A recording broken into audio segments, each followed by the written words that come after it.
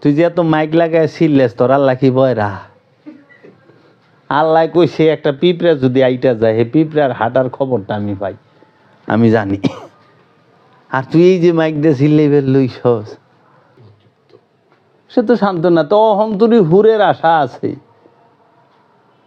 আল্লাহরে দেখ নিলে কেউ কান্দে না, জান্নাতে যে বেলে সবাই কান্দে। আর কি ভিক্ষা চায়? জান্নাত তো ভিক্ষার বিষয় নাই। যেমন কেন আল্লাহ আমাদের জান্নাত দিয়ে দাও, আল্লাহ তোমার কাছে কান দেওয়া চায়। আরে জান্নাত কি চাওয়ার বিষয়? পাগল, জান্নাত হলো অর্জনের বিষয়। তা আমি একটা আলোচনার মধ্যে কইছিলাম যে আমাদের বাংলাদেশ ক্রিকেট টিম বিশ্বকাপে খেলবার যায়, টি-20 হোক কিংবা এই যেমনি হোক। এই যে কদিন আগে কই জানি যায় খেলে এলো ভারতে নাকি ইংল্যান্ডে, জানি না। তাহলে মাঠের মধ্যে যদি যায় সাকিব আল হাসান সবাই রেলে গড়ায় আর কয় আল্লাহ দোহাই লাগে আমাকে বিশ্বকাপটা দিয়ে দেন, এইবারে দেন। আর জীবনে সাবুলা আপনারা দেন, ফিফা ই কি আইসিসি আপনার কাছে ভিক্ষা চাইলাম, দেন আল্লাহর দোহাই লাগে দেন, এই সবার দোহাই লাগে দেন, একবার দেন, দিব। সে তো মাঠের মধ্যে রেখে দিছে, খেলে জিতানে, খেলে জিতানে। ওখানে এই যে প্রফেসর মানুষ, ওখানে ওনার বিদ্যালয়ে যায় যদি ওনারে কাইন্দা পরীক্ষা দিলাম না, পড়লামও না, হুজুর আল্লাহর দোহাই লাগে আপনি আমার পাস করাই দেন, আখেরাতে আপনি আল্লাহ জান্নাত দিব, আখেরাতে আপনি খুবই পাইবেন, শান্তি পাইবেন। কাম হইব, এম এ পাস করাই দিব। হ্যাঁ, আমারে পরীক্ষাতে নিতে হবে তো। তাহলে হেরা চাই এই সব হানে, মানে ওই যে আমাকে স্বভাবটা বানা হলাইছে ভিক্ষার, আমরা জান না তো ভিক্ষা চাই। মানে সব কিছু আল্লাহ, সব কিছু ভিক্ষা চায় না তো। কাজেই এই বিষয়গুলো কোরআন বলছে কোনো নফসের জন্য দোয়া করলে কাজে আসবে না, কিন্তু কোনো অলি, কোনো নবী, কোনো রসুল যদি কাহারোর জন্য দোয়া করে সঙ্গে সঙ্গে এই জন্য আল্লাহ নিজেই কোরআনের মধ্যে বলে দিছে যে তোমরা হেদায়েত চাও, আমার হাবিবের কাছে যাও, আমার হাবিবের কাছে ক্ষমা চাও। আমার হাবিব যদি দোয়া করে তোমাদের মাগফিরাত হবে। রসুল দোয়া করলে মাগফিরাত হবে। রসুল তকদির পরিবর্তন করে দেয়। এর কি কোনো নফসই পবিত্র নয়? হ্যাঁ, জন্মগতভাবে কোনো নফসই পবিত্র নয়। তা তো ঠিকই, মানে আসলো কেন দুনিয়াতে? কিন্তু কত যে এই যে কোনো নফসই সুপারিশ করতে পারবে না, মানে এটা পবিত্র নফস। পবিত্র নফস পারবে, পবিত্র নফস, সে তো মুমিন, নতুন নাম হয়ে যাবে, সে তো মুমিন। মুমিনের দোয়া সঙ্গে সঙ্গে কবুল হবে। এর লেগেই তো কইছে তোমরা অলি সোহবতে যাও, যার দিল জিন্দা, যার সিনায়ের এলেম আছে তার কাছে যাও, তার সিনার সাথে সিনা মিলাও। যার দিল জিন্দা, যার সিনা তার সাথে, যার দিল জিন্দা তার দিলের সাথে তোমার মরা দিল মিলাও, মিলাইলে ওটা টাচ পাইলেই তাজা হয়ে যাবে। মানে ওই সোহবতে থাকতে কইছে, তার সঙ্গ করতে কইছে। এখন আমরা তো সিনার সাথে সিনা মিলাই পারি না, কি রে পেট হয়ে গেছে বড়, মানে মিলবার গেলে পেটে পেটে লাই গে সিনা আর মিলে না, পেট মিলে। কারণ চাওয়ার পেট বড়, আকাঙ্ক্ষার পেট বড়, কামনা বাসনার পেট বড়। মুসলমান হওয়া এটা সবচেয়ে কষ্টের কাজ। জন্মগত মুসলমান হওয়া সহজ, দলের মুসলমান হওয়া সহজ, আদর্শের মুসলমান হওয়া বড় কষ্ট। আর এই মুসলমান কখনোই মুসলমানের কাছে যাওয়া ছাড়া হইতে পারে না। মুসলমান হইতে হলে মুসলমানের কাছে যাইতে হবে। যেরকম একজন ডাক্তার হইতে গেলে আরেকজন ডাক্তারের কাছে যা পড়তে হইব, শিখতে হইব। উকিল হইতে গেলে উকিলের কাছে যাওয়ান লাগবো। কারবারি হইবার গেলে কারবারি আল্লাহর কাছে যাইতে হইব। এইভাবে একজন দক্ষ পুলিশ অফিসার আরেকজন দক্ষ পুলিশ অফিসার তৈরি করে, একজন কারি আরেকজন কারি তৈরি করে, একজন হাফেজ আরেকজন হাফেজ তৈরি করে, একজন মৌলানা আরেকজন মৌলানা বানায়, একজন শিল্পী আরেকজন শিল্পী বানায়, একজন ডলি আরেকজন ডুলি বানায়। তো একজন অলিও তো অলি বানাইব। ওখানে আমরা মৌলবী সাহেবের কাছে যাই অলি হইবার লেগে।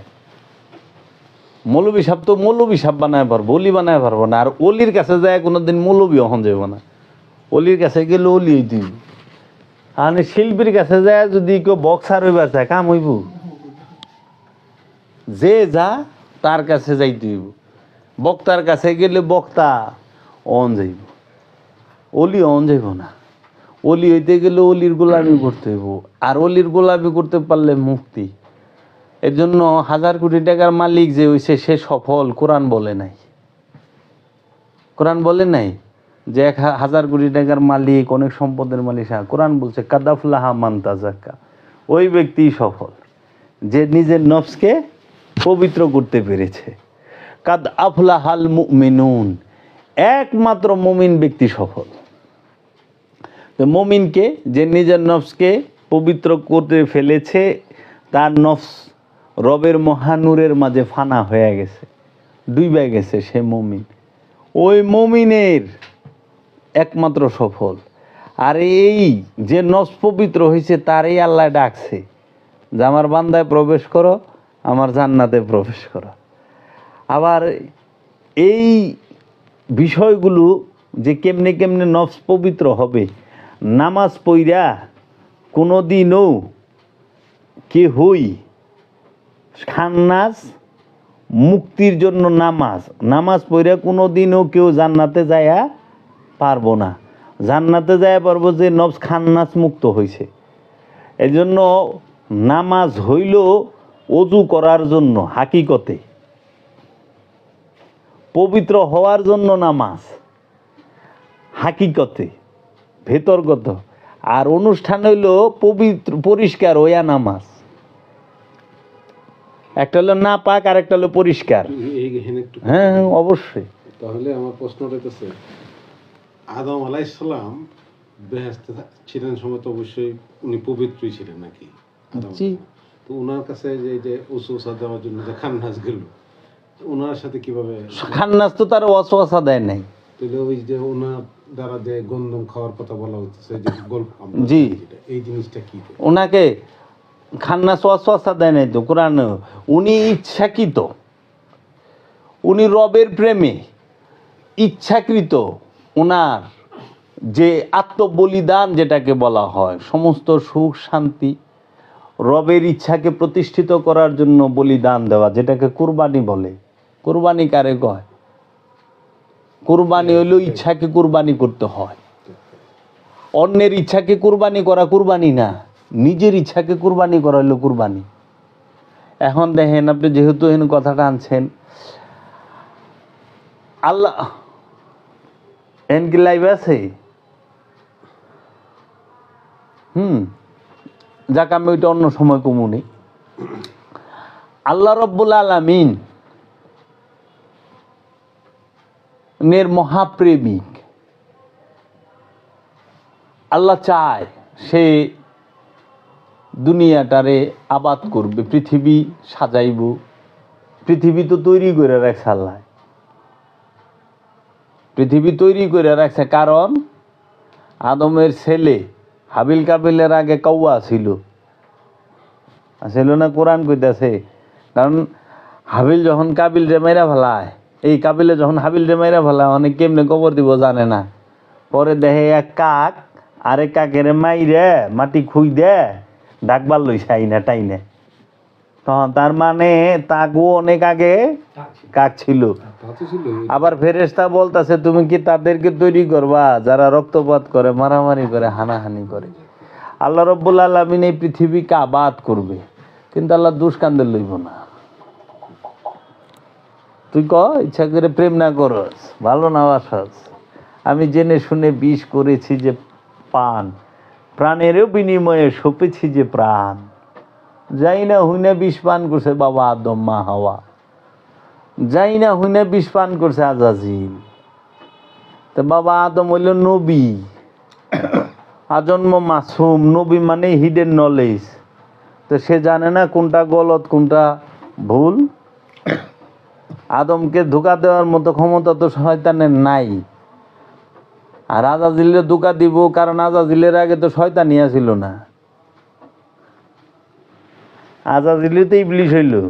আজাজিলের আগে ইবলিশ আছিল কি? আমার দয়াল মুর্শিদ বাবা জাহাঙ্গীর জিজ্ঞেস করছে তার কিতাবে, ওই জাবের, তুই তো তোরা যারা আছস, এই যে অপকর্ম করস, বিভিন্ন অপরাধ করস, হ্যাঁ, মানুষের উপরে জুলুম করস, জেনা যাই করস, তোরা সব শয়তানের ধোকায় পড়া করস না? হ। শয়তানে করায় না? হ। এই যেরকম মানে বলৎকার করে, রেপ করে, কয় না যদি জিগায় আদালতে, আপনি এটা কি করলেন, এটা করতে পারলেন আপনি? কয় বিশ্বাস করুন আমি করিনি, শয়তান আমাকে দিয়ে করিয়েছে। ও এমনি সাক্ষীটা দেয় সুন্দর করে।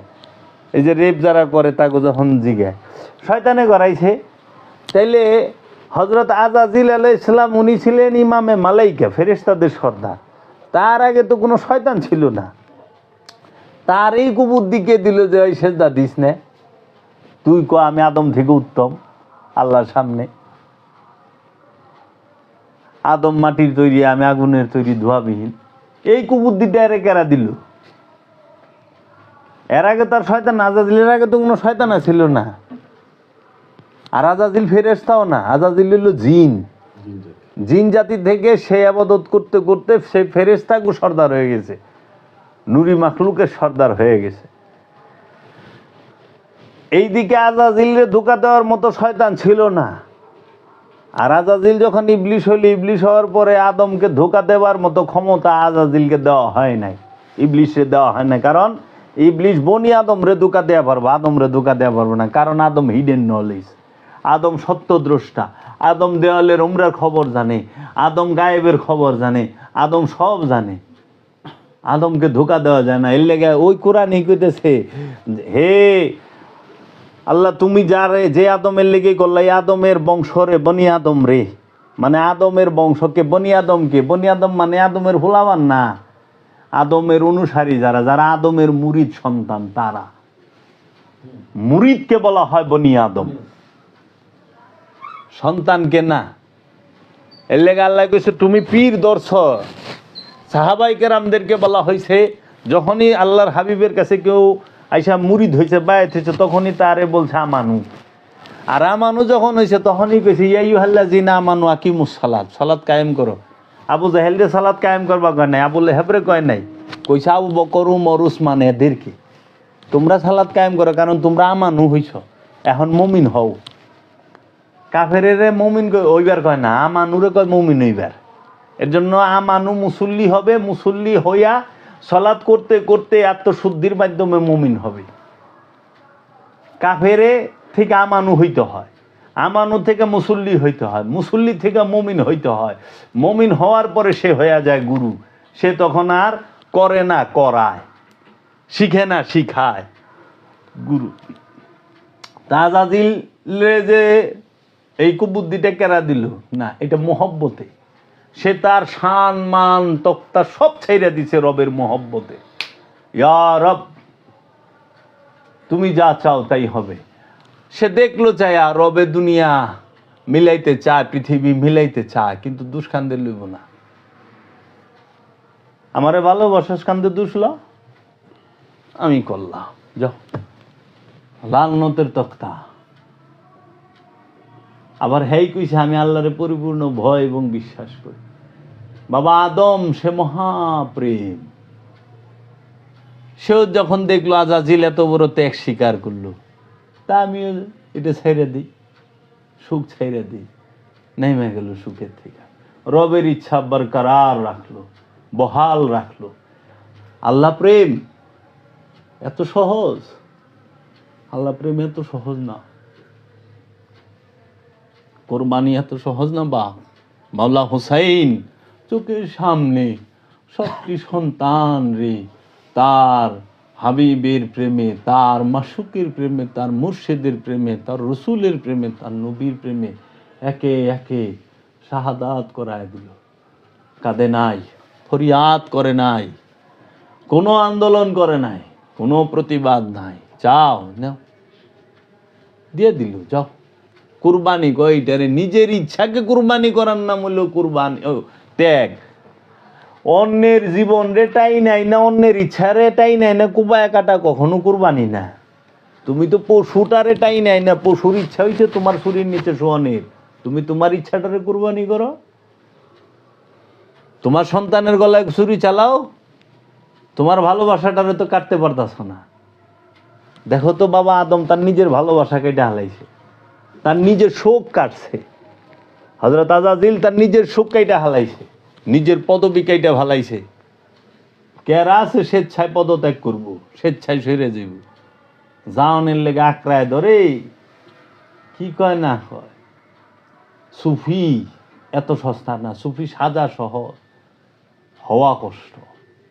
তাই বাবা জাহাঙ্গীর বলছে মানুষ স্বার্থপর জন্মগত ভাবে, কোরআনই বলে দিচ্ছে মানুষ মুসলমান সাজতে চায়, মুসলমান হইতে চায় না। মানুষ ইমানদার সাজতে চায়, ইমানদার হইতে চায় না। নইলে আজকে দেখেন এই চুল, এই দাড়ি, এই হাতের চারি, এই চারটার সাথে আমাদের বডির যে সেন্ট্রাল প্রসেস ব্রেন, এটার সাথে কোনো সম্পর্কই নেই। নাহলে চুল কাটলে আমরা ব্যথা পাইতাম না, দাড়ি কাটলে ব্যথা পাইতাম না, চুল দাড়ি কাটলে ব্যথা পান, চারি কাটলে পান না, নখ যেটা বাড়তি পান না। কেন? সেন্ট্রাল প্রসেসের সাথে সম্পর্ক দান নাই। কিন্তু ডিএনএ বাইটা বুইটা বৈশা গাইসা বাইর করুন যায় এটার থেকে জুস তৈরি করে। তো এখন কথা হইল দাড়ি সুন্নত বানায় হালাইলেন, দাড়ি রাখা সুন্নত, এটা সুরেরও দাড়ি রাখায় দিছেন, তাই না? পয়লাই তার লেবাসটা চেঞ্জ করে তার আরো অহংকারী বানায় দিলেন। এতদিন তো সাইনবোর্ড ছাড়া চুরি করতো, তখন সাইনবোর্ড লইয়া চুরি করে দিছে, মুমিনের সাইনবোর্ড করে চুরি। আচ্ছা, এটা সুন্নত।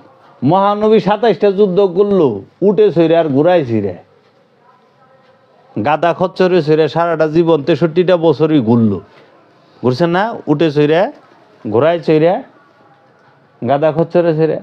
আজ পর্যন্ত দেখছেন কোনো মৌলবীরে শখ করে একটা উট কিনা ঘুরতে? বাংলাদেশে কোনো মৌলবী সাহেব, মৌলানা সাহেব কিনছে একটা উট সুন্নত পালন করেন?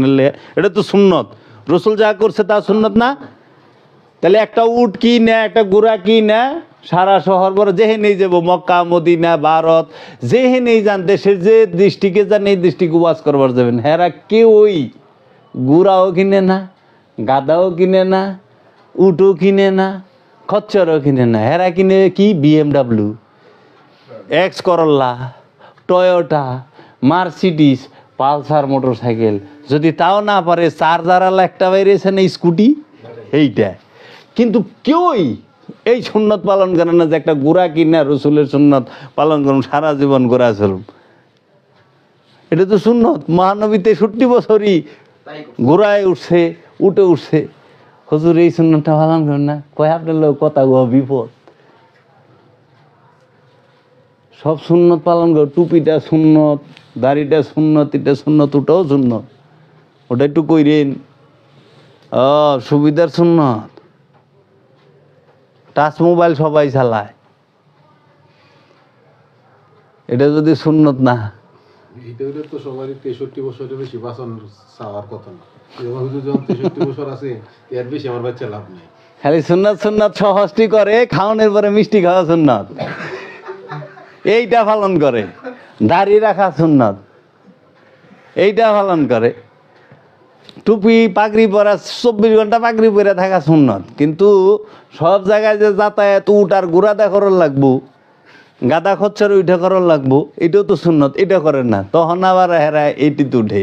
আমরা তো সুন্নত শুনলে এত ফাড়াফাড়ি করি না। রসুলের আদর্শটা ধরতে হবে। রসুল যাহা করছে তাহা করা না, রসুল যাহা বলছে তাহা করতে হবে। রসুলের অনুসরণ করতে হবে, অনুকরণ না। অনুসরণ করো। এখন মানুষ অনুসরণ করে না, অনুকরণ করে।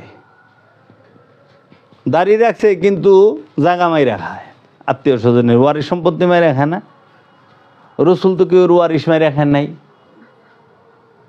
তাহলে আপনারা ওয়ারিশ মাইরা খেলেন কে? সাহাবিগো মধ্যে পাই ওয়ারিশ মাইরা খাইছে, আমি পাই। কারণ মবিয়া বাইতুল মালরে নিজের মাল করে লিছিল। তো মবিয়া যদি সাহাবি হয় তো বাইতুল মাল নিজের মাল করার তো ক্ষমতা তার নাই। এটা জনগণের হক না? জনগণের হকরে নিজের রাজকোষাগারে ঢুকায় লিছে, এখানে কেউ কথা ওঠায় না। মা ফাতেমার যে বাগে ফিগাত হযরত আবু বকর সিদ্দিক সে বাজেয়াপ্ত করে দিল। ক্ষমতায় লইল, তো হক মানলেন না। আবার হেটারে হজরত উমরও বাজেয়াপ্ত করে রাখলো, হজরত উসমান আয়া তার মেয়ের জামাই মারওয়ান রে মেয়ে বিয়া দিল মারওয়ানের কাছে, যৌতুক হিসাবে মারওয়ানরে উপহার দিল। তাহলে রসুলের কন্যার কাছে থাকলে হইব না জায়েজ, আর আবু জাহিলের বলা মারওয়ান খাইলে হয়ে যাইব জায়েজ, আমার মাথায় ধরে না যেটা আবার কি জিনিস। হাসা কথা কইব কি? কারণ হাসা কথা কইলেই ব্যবসা বন্ধ হয়ে যায়, পেট্রোল ডলার বন্ধ। এলে দেখেন না, যার কাছে সত্য আছে হ্যাঁ রাস্তার মুড়ে মুড়ে খাড়ায় থাকে, সত্যের গায়ে পোশাক লাগে না, সত্য উলঙ্গ, সত্য ধারালো, সত্যের মধ্যে সবসময় ধার থাকে, সত্য একা চলতে জানে, সত্যের কাউরে লাগে না। এর লেগে আল্লাহর হাবিব একা সারা আরবের বিরুদ্ধে খাড়ায় গেছে। মুসা কালিমুল্লাহ একা পুরা ফেরাউনের বিরুদ্ধে খাড়ায় গেছে। ইব্রাহিম খলিলুল্লাহ একা নমরুদের পুরা হোল প্রজা এবং নমরুদের বিরুদ্ধে খাড়ায় গেছে, একা খাড়ায়। যখনই দেখবেন বাহিনী, মাওলা হুসাইন একা এজিদের বিরুদ্ধে খাড়ায় গেছে। যখনই দেখবেন বাহিনী লয়ে আইব তখনই বুঝতে হইব এটা কইলে মোহাম্মদী দর্শনের না, এটা এজিদি দর্শনের। সত্য একা চলে, সত্যের গায়ে পোশাক লাগে না। এর জন্য সালাত কইরা পবিত্র হইতে হবে। পবিত্রতা নাপাক, নাপাক আর পরিষ্কার, পাক আর পরিষ্কার এক না, নাপাক আর ময়লা এক না। আমাদের শরীরে যখন বিভিন্ন পায়খানা প্রস্রাব ময়লা ধুলাবালি থাকে তখন আমরা পরিষ্কার, আর যখন আমাদের অন্তরে খান্নাসরূপী শয়তান থাকে তখন আমরা নাপাক। কলবে যখন শয়তান থাকে তখন নাপাক। এই জন্য সালাত কইরা কলবের শয়তানকে মুসলমান করতে হবে অথবা তাড়াই দিতে হবে, পবিত্র হইতে হবে সালাতের মাধ্যমে। আর পানি দিয়া অপরিষ্কার শরীরে সাবান দিয়া ধুইয়া পরিষ্কার হয়ে সালাতে দাঁড়াইতে হইব। এর জন্য পরিষ্কার হয়ে সালাতে দাঁড়াও, সালাতের মাধ্যমে পবিত্র হও। তাহলে আমরা সারা জীবন পবিত্র হইয়া নামাজ, ভাই আপনি কি পবিত্র? কয় না। অজু করার পরও কয়ে পারতেছে না যে হ্যাঁ পবিত্র। যে পবিত্র হয়েছে হ্যাঁ ঘুষ খায় কেমনে, যে পবিত্র হয়েছে হ্যাঁ সুদ খায় কেমনে, যে পবিত্র হয়েছে হ্যাঁ আত্মসাৎ করে কেমনে, যে পবিত্র হয়েছে হ্যাঁ জুলুম করে কেমনে। পবিত্র হওয়ার পর তো কেউ জুলুম করতে পারে না, হ্যাঁ তো পবিত্র। আর আপনি যদি কন 100% মিনারেল ওয়াটার, কিন্তু তার মধ্যে না একটা সার পোকার বাচ্চা দেখা গেছে, হইল তো পরিষ্কার 100% মিনারেল ওয়াটার হইল কেমনে? সার পোকার বাচ্চা তো আছে। তো কাজেই এই জিনিসটা যেন না হয়। ওই পবিত্র হইল অন্তরের বিষয়, পবিত্রতা নাপাকি অন্তরের বিষয়, আর অপরিষ্কার পরিষ্কার হইল দেহের বিষয়। এজন্য দেহকে পরিষ্কার করেন, অন্তরকে পবিত্র করেন। যারা দেহকে ময়লা রাখে, অন্তরকে অপবিত্র রাখে, তাহারাই জাহান্নামে থাকবে। আর যদি অন্তর পবিত্র হয়, দেহ ময়লা হয়, সে ব্যক্তি জান্নাতি, তার কথা আল্লাহ শুনবো। কারণ পেটের মধ্যে পায়খানা প্রস্রাব লইয়া নবী রসুল ওলিয়া উলিয়া কেরাম মেরাজে গেছে, কিন্তু অন্তরের মধ্যে লোভ হিংসা কামনা বাসনা লইয়া কোনো নবী রসুল উলিয়া উলিয়ার মেরাজে যায় নাই, যাওয়া যায় না। এর জন্য সত্য সে জাগ্রত হবেই। মিথ্যার 1000 কথা, সত্যের এক কথা। মানলে মানো, না মানলে না, বলে সত্যরে মানলেও সত্যের কোনো লাভ নাই, সত্যের অস্বীকার করলেও সত্যের কোনো লস নাই। আল্লাহ বয়রানা যে আল্লাহরে এত প্রেশার দিয়া হুনারা, আল্লাহ আমার নিকটে, আমার নফসের একদম নিকটে। এর লেগা বাবা কবির আহমদ কইছে, তুই যে এত মাইক লাগায় ছিলেস, তোর আল্লাহ কি বয়রা? আল্লাহ কইছে একটা পিঁপড়া যদি আইটা যায়, হে পিঁপড়ার হাঁটার খবরটা আমি পাই, আমি জানি। আর তুই এই যে মাইক দিয়ে সিলেবেল লইছস, বাবা কবির আহমদ ভারতের।